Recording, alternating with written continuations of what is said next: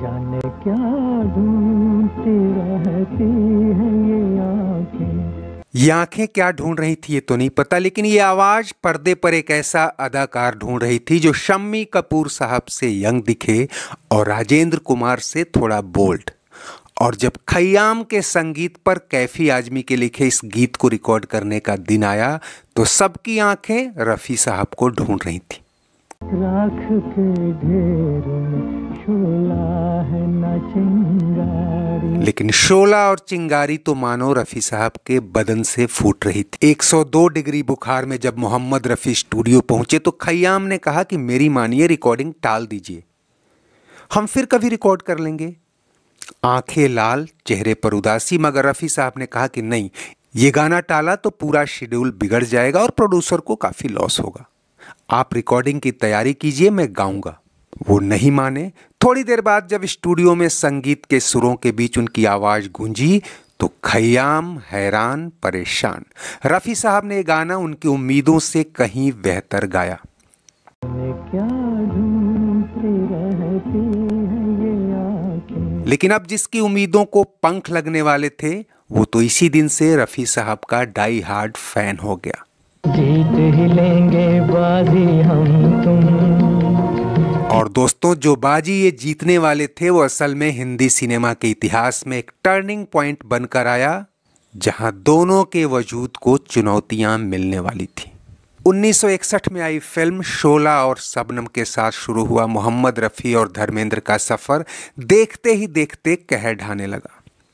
आपको प्यार छुपाने की बुरी रे दुश्मन तू मेरी दोस्ती, आपके हसीन रुख पे क्या मिलिए ऐसे लोगों से जिनकी फितरत छुपी रहे। और 60 के दशक के आखिर तक धर्मेंद्र शम्मी कपूर और राजेंद्र कुमार को भी पीछे छोड़ते हुए रफी साहब की आवाज के लिए पसंदीदा चेहरा बन चुके थे। देखा है तेरी आंखों में प्यार ही प्यार, मैं कहीं कभी न बन जाऊं तेरे प्यार। मोहम्मद रफी तो जाने ही जाते थे अदाकार और अदाकारी के मुताबिक अपनी आवाज को मोल्ड करने के लिए, लेकिन धर्मेंद्र के साथ उनकी ट्यूनिंग इस कदर सेट हो जाएगी कि खुद धर्मेंद्र को भी हैरानी होने लगी। जुबां वो जो एक प्यार की दास्तां हो। इस गाने को याद करते हुए धर्मेंद्र ने बताया था कि ये मेरे डायलॉग के तुरंत बाद शुरू हुआ और जैसे ही शुरू हुआ मुझे हैरानी होती है कि मैंने ये गाना कब और कैसे गाया, मुझे तो गाना भी नहीं आता। बुरा मत सुनो, बुरा मत देखो, बुरा मत। फिल्म के प्रीमियर के बाद धर्मेंद्र ने मोहम्मद रफी से कहा था कि रफी साहब, अगर आप झूठ बोल दें कि ये गाना मैंने नहीं धर्मेंद्र ने गाया है तो दुनिया इसे मान लेगी। कौन सा जादू करते हैं आप अपनी आवाज के साथ।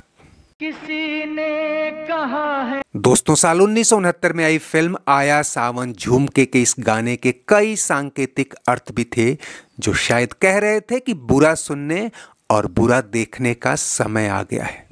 ये वो साल है जब पर्दे पर सावन नहीं बल्कि रोमांटिसिज्म का तूफान आया था, राजेश खन्ना के अंदाज और किशोर कुमार की आवाज में। तेरे सपनों की रानी कब आएगी तू। इनके कई चार्ट बस्टर गानों ने बॉक्स ऑफिस को हिला दिया। इसे सिने दर्शकों का नया मिजाज कहिए, नई फिल्मी आबोहवा या फिर कमर्शियल पॉलिटिक्स।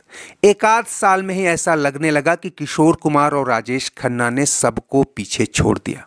धर्मेंद्र को तो एक्शन फिल्मों का सहारा मिला जिसने उनका जॉनर ही बदल दिया और अब वो रोमांटिक चॉकलेटी जेंटल हीरो की बजाय ही मैन के रूप में देखे जाने लगे। लेकिन मोहम्मद रफी के लिए इस हवा से पार पाना मुश्किल हो रहा था, जबकि अब भी वो एक से बढ़कर एक हिट गाने दे रहे थे और राजेश खन्ना की उड़ान में उनके ऐसे कई सुपरहिट गानों का भी योगदान था, लेकिन उनकी रिकॉर्डिंग लगातार घट रही थी और अफवाहों के बाजार में ऐसी सुर्खियों को हवा मिल रही थी कि मोहम्मद रफी अब खत्म हो गए हैं। लेकिन रफी ने जिनको बनाया था या जिनके दम पर वो खुद भी ख्याति की नई ऊंचाइयों तक गए थे, उन्हें पता था कि रफी कभी खत्म नहीं हो सकते। कई संगीतकार अब भी उनसे गवा रहे थे और खूब गवा रहे थे। साल 1973 जो कई मायनों में बतौर सुपरस्टार राजेश खन्ना की फिसलन और अमिताभ बच्चन के उभार के तौर पर जाना जाता है, इस बात के लिए भी जाना जाता है कि इस साल धर्मेंद्र ने 3 सुपरहिट फिल्में देकर इस स्टारडम पर अपनी दावेदारी भी ठोकी थी। यही वो साल था जब रफ़ी साहब ने धर्मेंद्र पर फिल्माए इस गाने से ऐसी वापसी की कि बड़े बड़ों की बोलती बंद हो गई।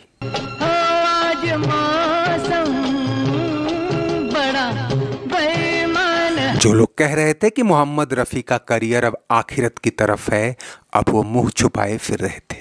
काली काली घटा डर रही है। इसमें कोई शक नहीं कि 1973 के बाद एक्शन फिल्मों के जोर ने राजेश खन्ना के स्टारडम को angry young man Amitabh Bachchan के हवाले कर दिया।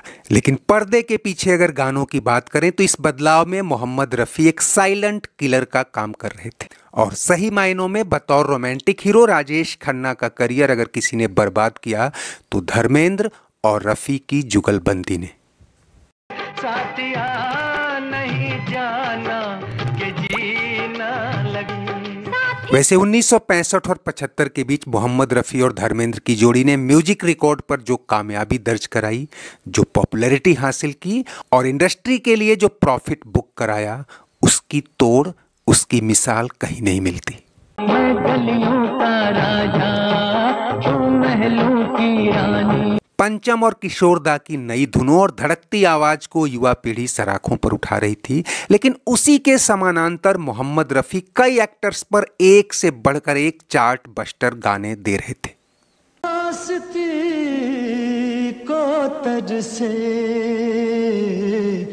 इधर अमिताभ बच्चन की अदाकारी ने जो नया तिलिस्म खड़ा किया उसमें गानों का योगदान कम ही था, लेकिन जो था उसे किशोर कुमार ले उड़े थे। लेकिन धर्मेंद्र जो अब रोमांटिक कम एक्शन मैन ज्यादा दिखने लगे थे, उनके लिए भी जब रफ़ी साहब ने गाया तो उनके किरदार में वही 60 के दशक वाला जेंटलमैन का अक्स नजर आया। और कई क्रिटिक्स ये भी कहते हैं कि रफ़ी साहब के गानों ने धर्मेंद्र की अदाकारी को जो पॉपुलैरिटी, जो ऊंचाई दिलाई वो तो है ही, उन्हें भी धर्मेंद्र के स्टारडम का फायदा मिला। धर्मेंद्र मेरा गांव मेरा देश के बाद अब 2 पैरेलल जॉनर लेकर चल रहे थे। सबसे ज्यादा पॉपुलैरिटी उनके हीमैन वाली छवि को मिल रही थी, जिसे गानों की जरूरत कम ही थी, लेकिन जब भी गाने मिले उनकी जिद होती कि इसे रफ़ी साहब ही गाएंगे। बहुत कम लोग जानते हैं कि मोहम्मद रफ़ी ने अपना आखिरी गाना भी धर्मेंद्र के लिए गाया था। 31 जुलाई 1980 को उन्होंने फिल्म आस पास के लिए इस गाने की रिकॉर्डिंग के बाद पूछा था कि मैं अब जा सकता हूं। तब किसी ने नहीं सोचा था कि कुछ घंटे बाद ही वो इस दुनिया से चले जाएंगे और अपने पीछे छोड़ जाएंगे यादों की एक लंबी बारात। तू कहीं आस पास है दो ठंडियां है, हवा भर रही है तेरे प्यार में कविता।